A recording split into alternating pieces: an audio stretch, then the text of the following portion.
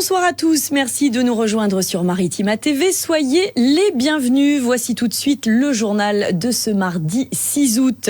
Social à la une, c'est la goutte d'eau qui fait déborder le vase. Les médecins urgentistes d'Aix appellent à l'aide.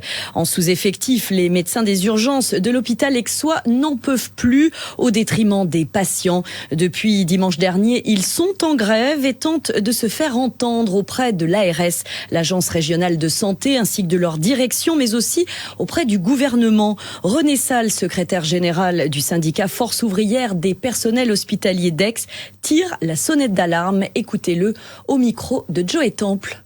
Il faut avoir 29 médecins pour travailler correctement. Ils ne sont que 12. Donc, dans l'impossibilité de prendre en charge tout bêtement la santé des gens. Et donc, ça fait des mois et des mois qu'on dénonce ça. Et c'est là la goutte d'eau qui a fait déborder le vase. Les médecins nous ont demandé de les aider.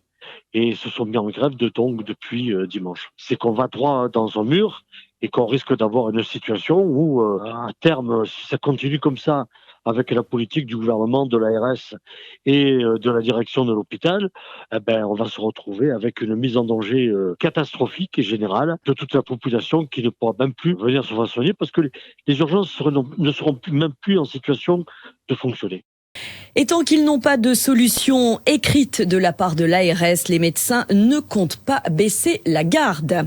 Autre mobilisation qui dure, celle des agents d'entretien dans le métro marseillais, toujours privés de leur badge.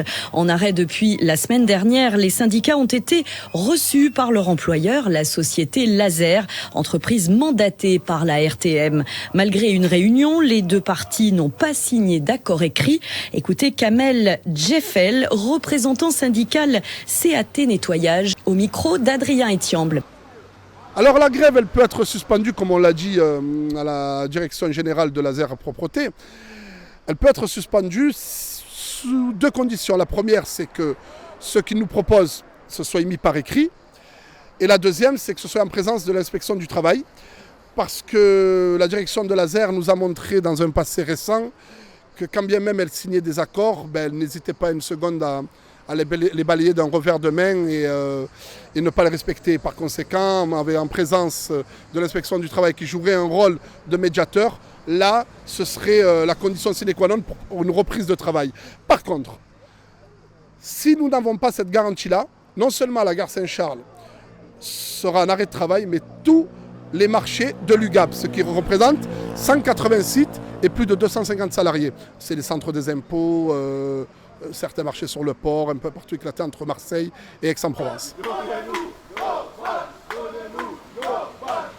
Industrie, environnement pour poursuivre cette édition, le projet H2Med qui prévoit la création d'un pipeline transportant de l'hydrogène entre Barcelone et Fos vient d'être validé par le gouvernement espagnol. Une décision cruciale pour cet équipement qu'Emmanuel Macron souhaite voir aboutir à l'horizon 2030. Les explications de Didier Gesualdi. Le projet est colossal, 500 km de pipeline amené à transporter 2 millions de tonnes d'hydrogène vert par an, soit 10% de la consommation européenne. Ce dernier partirait de Barcelone pour aboutir à Fos-sur-Mer. Si pour l'heure le tracé exact est encore à l'étude, sa destination phocéenne, elle, est actée. Ce projet appelé Bar-Mar a été reconnu d'intérêt commun par l'Europe en avril dernier. Il est appelé à devenir l'épine dorsale de la future Europe de l'hydrogène. Il s'inscrit surtout dans l'objectif de décarbonation des industries à l'horizon 2050. Son arrivée dans la zone portuaire phocéenne devrait donc donner un coup de pouce aux industries locales qui sont dans l'obligation de réduction de leurs émissions de CO2. Il servira aussi dans le domaine du transport. La validation de ce pipeline par le gouvernement espagnol représente une belle avancée pour ce projet d'ampleur dont le montant est estimé à 2,5 milliards d'euros.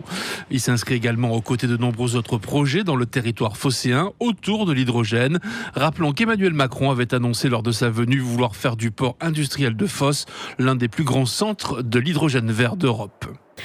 À Martigues, la plage de Figuerolles à nouveau inaccessible. L'accès et la baignade au niveau de la partie sud de cette plage sont de nouveau fermés de manière préventive et ce jusqu'à nouvel ordre. Des algues sont encore pointées du doigt, algues susceptibles d'engendrer un risque sanitaire pour les usagers. Des mesures de la qualité de l'air ont toutefois été effectuées. Elles ne révèlent pas la présence d'hydrogène sulfuré. Le site fera l'objet d'un suivi attentif par les services municipaux en collaboration avec le JPREB durant la durée de cette interdiction. Dixit les services municipaux de Martigues. On passe au sport et au football. On s'intéresse à la nouvelle recrue de l'Olympique de Marseille. Le milieu de terrain de l'Inter Milan, Valentin Carboni, arrivé hier après-midi à l'aéroport de Marignane. L'Argentin de 19 ans devrait rejoindre l'OM sous forme de prêt avec option d'achat. Une très bonne nouvelle pour les supporters présents pour l'accueillir, satisfaits également du mercato olympien effectué depuis le début de l'été. Je vous propose de les écouter au micro d'Adrien Etiamble. C'est une très bonne recrue, surtout qu'on l'a eu en prêt, donc c'est une très très bonne recrue. Après à voir maintenant ce qu'il va faire pendant toute la saison, mais c'est une jeune pépite, donc on a hâte de le voir jouer, quoi. On ne s'attendait pas à toutes ces recrues, sachant qu'on joue que la Ligue 1, on ne joue pas d'Europe. Après à voir on va finir combien, mais franchement des très très belles recrues et ça promet pour la saison, quoi. J'ai vu qu'on parlait de Moukoko, ce serait bien qu'il vienne en tant que numéro 9. Après, à voir après, mais Moukoko, c'est vrai que ça pourrait être pas mal quand même. Au niveau offensif, ça peut nous apporter de très bonnes choses pour une équipe avec des grosses lacunes qu'on a eues l'année dernière et avec M. Deserbi, il va refaire à sa sauce et qu'on commence à avoir de très bons joueurs à l'effectif alors qu'on ne joue pas la Coupe d'Europe. Ça apporte un peu de fraîcheur, on en a parlé beaucoup en bien de ce que j'ai entendu. Donc pour le coup, ça peut être un petit coup de fraîcheur et pourquoi pas, si Harit reste, un peu le booster à retrouver son niveau et puis se reposer sur ses lauriers, quoi, parce que c'est quand même un joueur jeune, 19 ans il me semble, donc pétillant, qui va apporter un peu de fraîcheur et de créativité je pense. La vie en orange pour l'OM. Le club olympien a dévoilé son 3e maillot après avoir présenté le maillot à domicile en hommage à la passion inébranlable des supporters et puis le maillot extérieur comme ode à la vie marseillaise, Dixit l'OM. Puma et l'Olympique de Marseille ont donc présenté cette nouvelle tenue pour la saison prochaine, du orange bien vif. Vous le voyez, cette tunique s'inspire très largement de la tendance motorsport qui s'est installée dans la cité phocéenne au fil des années. JO avec les derniers résultats, l'équipe de France féminine de handball qui s'est qualifiée sans trembler pour les demi-finales. C'était en battant l'Allemagne aujourd'hui 26-23 au stade de Pierre-Mauroy de Villeneuve-d'Ascq. Et puis en tennis de table, après avoir décroché la médaille de bronze en individuel homme, l'ex-pongiste d'Istres Félix Lebrun a qualifié l'équipe de France pour les quarts de finale, accompagné de son frère Alexis et de Simon Gauzy. Ça se jouera demain à 15h, ce sera face au Brésil, les frères Lebrun qui vont donc croiser à nouveau la route du redoutable Hugo Calderano qui avait battu Alexis 4-1 en 8e de finale avant d'être défait par Félix 4-0 en simple. L'occasion de souligner que si la Chine règne sur la discipline, les deux frangins commencent à conquérir des cœurs dans l'empire du tennis de table. On peut parler d'une Lebrun mania. En boxe taille, Ismaël Fajri combat ce soir au Club France des JO. Sélectionné comme ambassadeur français, on vous en avait parlé, le champion istréen est invité par l'organisation olympique pour ce combat d'exhibition de boxe taille. C'est le point de ralliement des médaillés français. Le Club France qui accueille pendant 2 jours un mini-salon dédié à cette discipline. Le point d'orgue de ce salon, ce sont ces combats entre boxeurs du monde entier. L'occasion pour Ismaël, notre champion istréen d'Europe et 3e au championnat du monde, eh bien pourquoi pas de promouvoir cette discipline au prochain JO. Je vous propose d'écouter ses confidences. C'est toujours un plaisir d'être en équipe de France, surtout que les JO à Paris, c'est pas tout le temps. Il va y avoir du monde, il va y avoir des personnes responsables de certains sports, donc c'est le moment un peu de briller, quoi. Ils nous ont bien expliqué que c'était une première et que il fallait mettre la boxe taille en avant auprès du comité pour que à l'avenir ça puisse passer éventuellement en discipline olympique. Juste déjà pour passer, faire partie du comité olympique et puis faire une démo, ça a été un long travail réalisé par les présidents et membres de la Fédé. Et puis déjà, qu'on en soit là aujourd'hui, c'est quand même une réussite. Et puis on espère à l'avenir, on espère être en 2028 être une discipline olympique, mais bon, on ne peut pas le promettre. Il faut montrer que la boxe thaï, c'est un sport qui a largement sa place au sein de ces Jeux. Quand la chance sourit et enrichit le porte-monnaie, dimanche dernier, un parieur PMU a réalisé l'exploit, parier 2 € sur l'ordre d'arrivée des chevaux et empoché plus de 2 600 000 €. On vous en parlait hier. Un événement marquant pour le buraliste marignanais qui a donné ce ticket gagnant. L'heureux élu, c'est un homme de 60 ans qui était simplement de passage dans la ville au moment où il a acheté ce ticket. S'il est allé l'encaisser dans un autre point, il a tout de même tenu à saluer et à remercier les buralistes qui lui ont porté chance.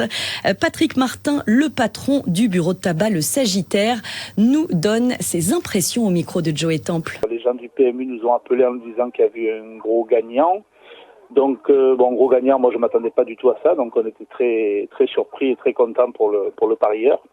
C'est un monsieur qui était de passage, donc qu'on ne connaît pas. Et donc il a gagné cette somme en faisant simplement un spot à 2 €. Donc il n'a même pas choisi les numéros, c'est vraiment un spot à 2 € et il a remporté la cagnotte, plus de quinté dans l'ordre en fait. D'ailleurs il est passé nous remercier parce qu'il n'a pas encaissé son gain chez nous. Il était vraiment de passage, mais il est venu se présenter en nous disant qu'on lui avait porté chance, etc. Donc il était bien content. Puis il m'a dit qu'il fallait pas que ça lui monte à la tête, qu'il allait certainement aller rejoindre sa famille parce que c'était son souhait, donc il allait profiter. Et voilà, il m'a dit qu'il allait faire attention parce que l'argent rendait fou. Donc voilà, comme c'est une somme assez importante, c'est ça, il avait l'air assez content, ouais, c'est sûr. Eh oui, ça fait rêver, encore faut-il jouer pour tenter de gagner. Entrée dans la danse à Martigues, de beaux déhanchés en plein cœur du quartier de Lille. Ça se passe sur la place de la Libération. Les amateurs de danse ont de quoi se faire plaisir durant tout l'été avec les sessions danse au miroir. Le mardi, c'est danse latine, soirée salsa. Je vous propose de revenir sur l'édition 2023 avec ce reportage SBK qui fleure bon la salsa, la bachata et la kizomba. Un reportage signé Joey Temple. Entre les terrasses, sous le regard des clients attablés, les danseurs expérimentés ou débutants enflamment la piste. Une soirée dédiée aux danses latines dans un cadre idéal pour Émilie Nunez, professeure de danse à Miramas. Il n'en faut pas plus pour rendre l'événement incontournable. C'est un événement qu'on attend toute l'année puisqu'en fait tous les danseurs se retrouvent le mardi soir pour danser les danses latines. Et en fait, ça nous permet de nous retrouver et d'avoir un lieu où on peut tous danser ensemble, toutes les générations et tous les niveaux.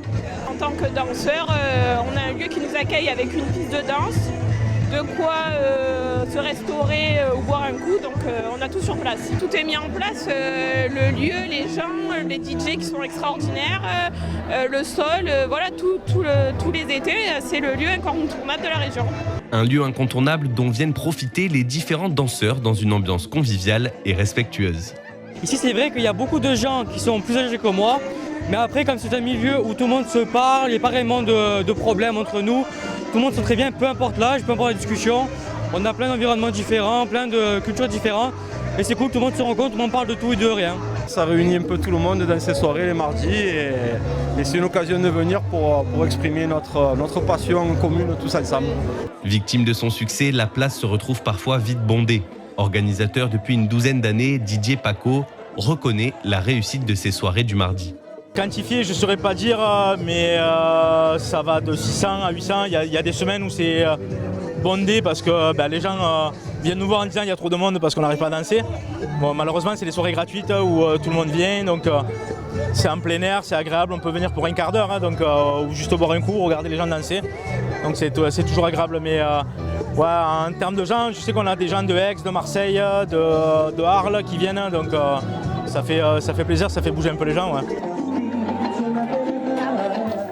Et on espère autant de monde pour cette nouvelle soirée salsa. Ce soir, dès 20h, place de la Libération, dans le quartier de Lille. Danse au miroir, c'est aussi formule toute danse le jeudi. Également version tango argentin le vendredi. Et soirée rock swing le samedi. Faites-vous plaisir. On termine par cinéma sous les étoiles à Port-de-Bouc. 4 séances en plein air gratuites, offertes par le Méliès et la ville de Port-de-Bouc. Aujourd'hui, la première, c'est Moi, Moche et Méchant 4. C'est donc ce soir au parc du 10 mai, à la presqu'île de la Lec, à partir de 22h. Reste à vous souhaiter une très belle soirée. Tout de suite, les prévisions météo. À demain, même heure, même endroit pour un nouveau JT.